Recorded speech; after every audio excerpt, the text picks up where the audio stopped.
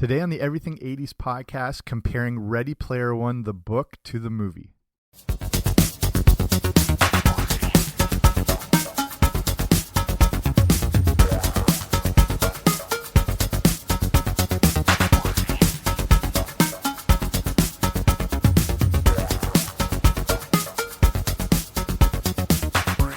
Hey guys, what's happening? Welcome back to the Everything 80s podcast. I'm Jamie, and today we're looking at, something that's been out for quite a while as far as Ready Player One, the movie, and the book goes back even further, but it's still, I still see people new to the book and discovering it for the first time and discovering the movie, and I think it's one of the best examples of pop culture and everything nostalgia put together in the last few years.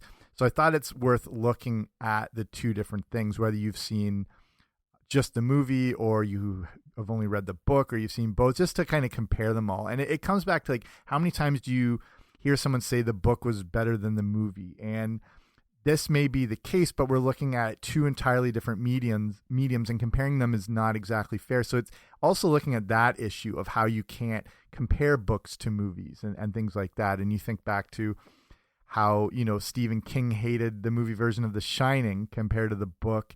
And, that's one of the greatest movies now of all time. And it's also included Ready Player One. So it sort of looks into all this.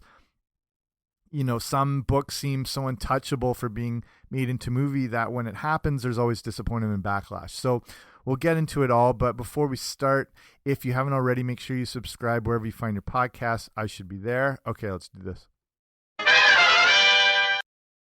So Ready Player One was written by Ernest Cline, and it's one of those books that seemed like it could never get the big screen treatment. It was too deep. It was too vast. All these things to be able to be represented on film. The Ready Player One movie, however, did not try to fully recreate the book, but I think successfully managed to offer a bit of a different version. Both the book and the movie Ready Player One have their own unique components that make them enjoyable as two separate entities in my mind. But if you're a big fan of the book, here's a look at how the two of them compare.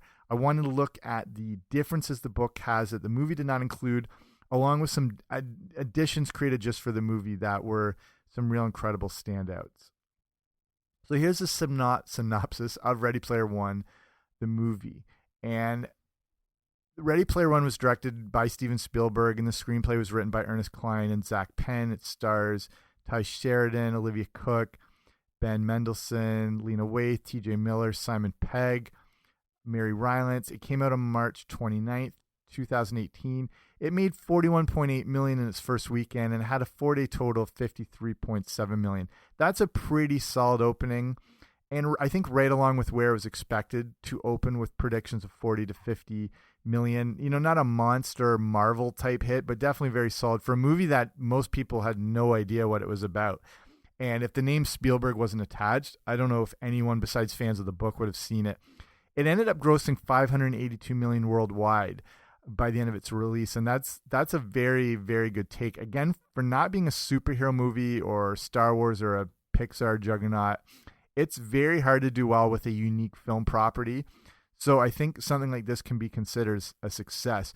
Critic-wise, it was also very solid. It has a 72% rating on Rotten Tomatoes, and it generally received positive reviews. Not epic ones, but again, very solid. So the plot of the movie revolves around a thing called the Oasis, which is a virtual reality simulation where people can be any character or person they want, and they can travel to any designed world they feel like. It focuses on a guy named Wade Watts, who is determined on finding a hidden Easter egg that was hidden somewhere in the Oasis. The Easter egg was put out there by the creator of the Oasis, James Halliday, which is kind of like a Steve Jobs type figure. The kind of influences from Apple with Steve Jobs and Wozniak and kind of that connection. Wade has an obsessive pursuit of finding the egg by absorbing himself into all things pop culture and nostalgia, and any of the information revolving around the 80s primarily, because Halliday grew up in the 80s. So he would devise a set of hidden keys that you would have to find one at a time in order to eventually get to this egg. And they're based around a lot of these, pop culture 80s based things. So the one that finds the egg would inherit control of the oasis and essentially $1 trillion commodity. A corporate entity known as IOI is also trying to gain control of the oasis, and they hire an entire army to try and unlock the pop culture clues that Halliday has left behind. Wade takes on the identity of Parzival in the oasis, and he has a best friend named H. And the first key they discover is from a race when they're going through New York City, exposing them to some cool things like King Kong, the T-Rex from Jurassic Park.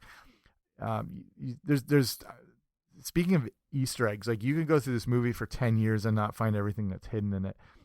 You know, like Wade's driving a DeLorean, you see like the Batmobile, you see Bigfoot, there's a million things. So Wade discovers the key by going backwards through the race.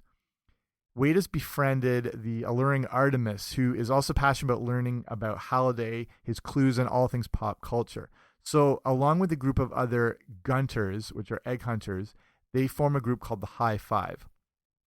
They find the next key when looking for Kira, who was a lost love of Halliday, and who Kira is also one of the characters in the Dark Crystal, the original Dark Crystal. And I did a whole review on the brand new Dark Crystal Age of Resistance. If you want to listen to that, it's the past episodes. So while they're looking for this key, this takes them through Stephen King's The Shining. And in the meantime, IOI is led by Nolan Sorrento, who finds out the real identity of Parzival, tries to recruit him, but ends up capturing Artemis, who we learn is named Samantha. Samantha now is to work in the IOI Center, and it's found that the third key is on Planet Doom. It turns into an all-out war with Wade calling every Gunter in the universe to try to take down the main fortress that is protected with a force field. Artemis deactivates the force field in a very Obi-Wan Kenobi way, but Sorrento detonates the Cataclysm, which is a bomb that kills all the avatars on Planet Doom. The last challenge is playing the game Adventure, an old Atari 2600 game, which is considered to have the very first Easter egg in a game, where the game designer put his name in a hidden room. Parzival is able to get an extra life from a quarter he got from a museum creator. He finds the Easter egg, gets the last key, and is greeted by Anorak, who is Halliday's avatar. Parzival is given the golden egg and control of the oasis, which he runs with his friends. So we'll look at some of the differences between the book and the movie. There's a ton to go through here, and if you've read the book, you know that it goes so deep on some really obscure, super nerdy things. And I think it's understandable why the movie wouldn't include them, as they needed to go with some broader pop culture in order to attract a bigger audience. I feel I have a good grasp on the 80s pop culture, but there was a lot of things in Ready Player One that I was completely unfamiliar with. And there's no way a mass audience would have been aware of some of these things. And it's what really creates the biggest differences between something like this with a film and the book. The whole issue could be an entire book itself, so I'm going to try and highlight some main areas from the book that weren't used in the movie. So the first one is the planet Ludist and the game Joust. In it, like any movie that is based on a book, in 2 hours, you just don't have enough time to go deeper into any of the backstories of the characters, or even the main character. And that's the case here with Wade. A lot of the timeline in the book takes place over years, so you can't complain how they needed a more condensed story. In Ready Player One, the book, Wade goes to a high school on the planet Ludus. He finds out that the first key is actually hidden on this planet, and it's been under his nose for a long time. He also first meets Artemis here in a cave that's a recreation of the Tomb of Horrors from Dungeons and Dragons. So to get the copper key, which is the first key in the quest, he has to beat the old arcade game Joust, if you remember that, which is from 1982 and involves a knight riding on an ostrich. So that's how the book was compared to the race scene from the movie. Next big thing from the book is the band Rush. And it's a huge part of the book. They are barely mentioned in the movie, but they're a significant part of the egg hunt. The quest for the Crystal Key revolves around their album 2112 and the song The Temple of Syrinx. The temple is where the key is hidden, and Parzival finds a 1974 Gibson Les Paul guitar that's crammed into a rock, kind of like the Sword in the Stone. He's able to get the guitar out, and then plays the Rush song Discovery, which is all about a hero that finds a guitar behind a waterfall. Look it up, and if you have it on your Spotify or Apple Music, and you can read all the lyrics. When he plays the song, a secret message appears, and he finds out that the third gate cannot be unlocked alone. When he places the guitar back on the altar, it then transforms into the crystal key. It also displays a single A on the handle, but with no other clue. This A would be the front gate of Halliday's castle, called it Castle Anorak. Next thing we have is Planet Middletown. This is an awesome part of the book that I was really hoping would make it into the movie. Planet Middletown is where Wade teleports to after finding the Copper Key and going through the Copper Gate. This is the planet where Halliday's hometown was, and his boyhood home has been recreated. This part of the book involves Wade playing through the video game Dungeons of Daggerath. And this game is one of the very first-person perspective role-playing games ever made, and it was put out for the Tandy computer in 1982. It's obviously crude now, but pretty amazing for its time, and there's just no way you would be able to cross this over into a movie. Plus most people have never heard of it. Like I said, the book goes really deep into a lot of nerd culture. Next part here, number 4, to me, arguably the best part of the book is the inclusion of the movie War Games. And in this part of the book, Wade is being placed into the movie and has to go through all the scenes as Matthew Broderick's character. I was certain this was going to make it into the movie because War Games is such a pivotal part of Ready Player One, the book. So I guess that it is, again, not super well known, and it would have been lost on a lot of people. But if you've seen War Games, you know how significant it is as an inspiration behind all things to do with Ready Player One. But they, would do another alternate version that works very well in the movie. We'll get to in a bit. Next one is the Jade Key, Planet Arcade, and Pac-Man. So 5 months take place between finding the Copper Key and then the Jade Key in the book. Planet Arcade is a flat and barren planet, and it's designed with old vector graphics. If you remember, like that 3D style used in 80s video games, the whole inside of the planet is made up of old arcade cabinet games. So the planet contains the arcade from Halliday's youth, and in it is an original Pac-Man arcade game. Wade plays a perfect game, but is only rewarded with a quarter that is from 1981. The quarter becomes an accessory he can use at any other time, and it's just something the movie, they include the whole thing with the quarter, but they do it in a different way. In the movie, he gets the quarter at the Museum of Halliday's Life from the curator, and, still a pretty good scene. These parts were very important from an exposition standpoint, so I get why they wrote it in this way, but, it would have been awesome to see some form of Pac-Man and like that scene that's similar to the book. In the movie, the quarter is able to respawn Wade's avatar and allow him to play adventure on the Atari 2600, and that is also similar to the book. The next thing unique to the book is Planet Frobaz and the text game Zork. There's no way this was going to be able to translate into a movie, but this is where the second gate gets unlocked and the Jade Key is awarded. This is also one of the deepest cuts in the book involving the text game Zork. I remember this game because my cousin had it, but if you don't know it, or if you do, Zork is an interactive storytelling game from 1979 where you follow text instructions and make decisions, kind of like a computer choose your own adventure. And I did a whole show on the choose your own adventure books if you want to look in the past episodes. The planet of Frobaz is where there are hundreds of different 3D versions of the game Zork, and this is also where Dido, one of the High Five, gets murdered by the group of the Sixers. And the next step is now unlocking the Jade Key. You can actually still play Zork online if you just look it up, like Google it, Zork Online, and you can play the actual game. Next thing is Blade Runner and Black Tiger. And I was certain they would use Blade Runner in the movie. It's too iconic. And even if it's more of a cult movie, it's so imperative to the theme of Ready Player One, the book. But no such luck. Again, it's probably as much to do with commercial rights and everything like that. But yeah, they go to a much better alternative. But Blade Runner is just so iconic.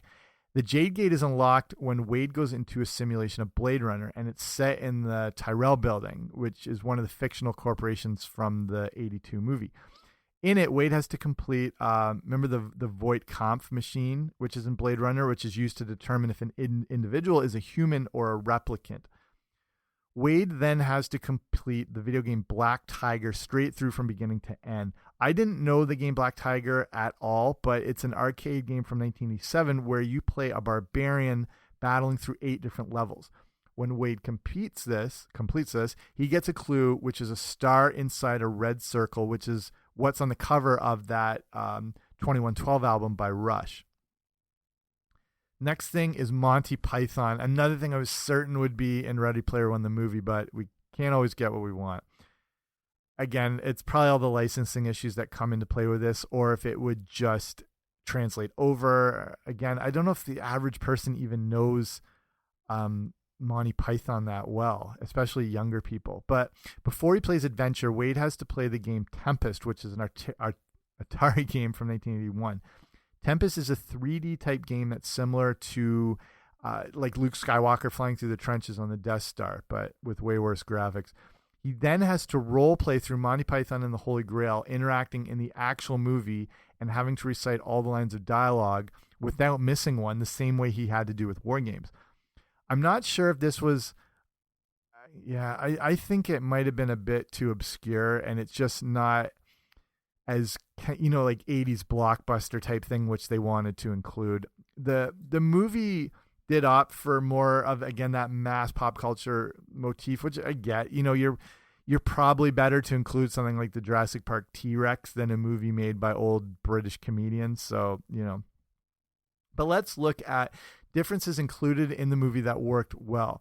Considering this is a Steven Spielberg movie, it kept the spirit of the book throughout it. There was a very good chance they could have destroyed the whole thing, but I think they pulled it off. Like, Steven Spielberg was one of obviously the first people considered to make the original Harry Potter movie, and he apparently was going to go in and just like overhaul the entire thing. He was going to change like how Hogwarts was. He was going to make it more like a high school situation where there'd be, cheerleading groups, and he was really going to dismantle the whole thing. So that's that's a whole other podcast itself, like how the Harry Potter movies relate to the books, so there's always going to be those discrepancies. But so like in this case, he could have destroyed the whole thing, but served it pretty good justice. I think the Harry Potter fans of the book would have gone ballistic based on what he was proposing to do with the movie, and that's why they didn't go with him. So what we were seeing in Ready Player One, the movie is almost, you can kind of consider it more of a tribute to the book as opposed to recreating it. And, for myself, once I realized that's how it was going, it was easier to, more lose yourself in the direction the movie was heading as opposed to focusing on what it was not including. And I think that's a big takeaway when you're looking at any of these things that are being, movies that are being translated over from books. Once you realize what the direction of the movie's going, kind of lock into that and just follow what the director's new intent with it is. And that makes it much easier than sitting there like, why didn't they do this? Why is that in there? Why is this? It changes the whole kind of way you can perceive the whole thing. So here's some awesome things in the Ready Player One movie that weren't in the book. So that opening race for the first key, this was like the big showcase opener, which was, Spielberg trying to come out with a bang. And I think they accomplished that. The book doesn't have any, blockbuster type scenes like this. And this was, and then also a way to really embrace the sound and size of an IMAX screen. Seeing a DeLorean whipping through the streets of New York being chased by a T-Rex and King Kong is pretty amazing. And it makes for a really good discovery of the first key. Here's a good Easter egg in it. In the scene where I think King Kong sort of smashes the road and they have to jump over it, there's a Batmobile, and when it's screeching to a halt, the screech sounds of the tires are actually the notes of the original Batman theme. So check that out if you haven't seen it. And then, of course, the Shining scene. To me, this was hands down the best part of the movie. and honestly, one of the best scenes I've seen in a movie in a long time. And an example of a new addition to Ready Player One, the movie, that's not in the book, but it's brilliant. So, like I said, I was upset at not seeing Blade Runner or War Games, but with The Shining, I think they hit on something even better. Using it as one of the clues, they go into the actual movie, and it's the perfect addition to the film. The advantage with the movie The Shining is that most everyone knows it and has seen it. Even if you haven't, it's such an iconic movie, and there's so many iconic scenes and lines, you know the parts it's referencing. So everyone knows the hallway or the elevators with the blood or the creepy twins, so it's a perfect way to enhance the movie. Another awesome thing was the Zemeckis Cube in Back to the Future. Spielberg said he didn't want to include a lot of his own movies that are in the book, such as E.T. And even if this is him being humble, you have to step back and recognize the contributions you've made to pop culture. You know what I mean? Like, no one's going to get upset if he loads his own movies into the thing. And then people were expecting it. There's also no reference to Star Wars, except for a mention of the Millennium Falcon. But they still keep a bit of Back to the Future in there. They didn't go overboard with it, but had to include the use of the DeLorean. And I feel the scene with the Zemeckis Cube was a way to acknowledge one of the best movies of all time, but with Spielberg not, having to think he's tooting his own horn. The Zemeckis Cube makes great use of some of the Back to the Future score, which I think enhances the movie. The score for Ready Player One is actually conducted by Alan Silvestri, who did Back to the Future. John Williams was originally supposed to do it, but didn't. So, there's little things like in H's workshop, there's a re-elect Mayor Goldie Wilson poster in there. So there's all those little touches. Next one, Mad Balls. This is a quick little scene, but one of my favorite parts of the movie, and to me, like one that got probably the best reaction from the audience when I saw it in theaters. In case you don't know what Mad Balls are, I did a whole podcast on it. So again, go back and look at the previous episodes. They're a toy from the mid 80s that were just basically grotesque looking rubber balls. In Ready Player One, the movie, a dust brain, that's the name of the Mad Ball they used, was an explosive device, as opposed to the holy hand grenade used in the book. The holy hand grenade is based on one from Monty Python and the Holy Grail. So just switching that up and then throwing in that classic toy was pretty awesome. Okay, let's look at finding the Easter egg in the game Adventure. I mean, thank goodness. The way the movie's going, I thought they weren't even going to include this, and I was shocked to see the actual Atari game Adventure being used at the end of the movie. The problem is there's no way you can't include the game Adventure because it's the absolute cornerstone of the book. Without this, you may as well not even call the movie Ready Player One. So anyone who's from the 80s, and you grew up on Atari, you played Adventure, you probably owned it. But again, there's a huge majority who have never played this thing. There's probably even fewer that know it's the very first video game with the Easter egg I said that's in it, where it's creator, what's his name, Warren Robinette, where he puts his name in that little hidden room. So it's very amazing to see this simple game from a very simple system being used as the pinnacle of the movie. And seeing the use of this game helps establish Ready Player One as being faithful to the book, despite the limitations having put on it by a 2-hour film. Again, it's so you can also play Adventure online. Again, just look up Adventure video game online and can play it and have a look at everything. And then if you again go on YouTube and you can find like a breakdown of how to find the Easter egg in Adventure. So it's worth seeing. Here's some things the movie did wrong. I don't want to spend a lot of time on this because it's always easy to be negative with adaptations to movies, and that's generally the first reaction. But like I said, try and see what the new intent with the film is going to be and just try and lock in on that to have more appreciation for it. And then it gives you more appreciation, whatever movie it is, if it's Harry Potter's or whatever, let it give you more appreciation for the original book. So when you go back to read them, there's more in it that seems more amazing than it did the first time. So here's just a few things I'll point out, more as observations, try not to be negative. One thing is not following the development of the high five group. Again, this comes down to time, as you can't spend all this time establishing all the characters and everything. But in Ready Player One, the book, there's more attention focused on the creation and development of the high five group. In the movie, it just gets a casual mention. Not including Ludus and more of Wade growing up, that to me was tough. I think this establishes more of the Oasis and his backstory, and the movie just has to jump right into it with him already being on the hunt for the egg. I didn't love TJ Miller in it. I think he's funny, but I don't know. I think his scenes felt like kind of wasted time to me. That's just me. Ready Player One, the movie, didn't go as deep into the Oasis as I thought, considering all the possibilities they had CGI wise. It's like they just kind of breezed over it very quickly. Again, I don't know how much time I was expecting they would actually be able to spend on this. Next thing, I get my own personal issue again, but I hated they ended the movie with "You Make My Dreams Come True" by Hall & Oates, mostly because I despise that song. I was thinking it'd be much better to use like "Take on Me" by Aha, which they used in a lot of the trailers and promotional stuff. Would have been the perfect finish to it.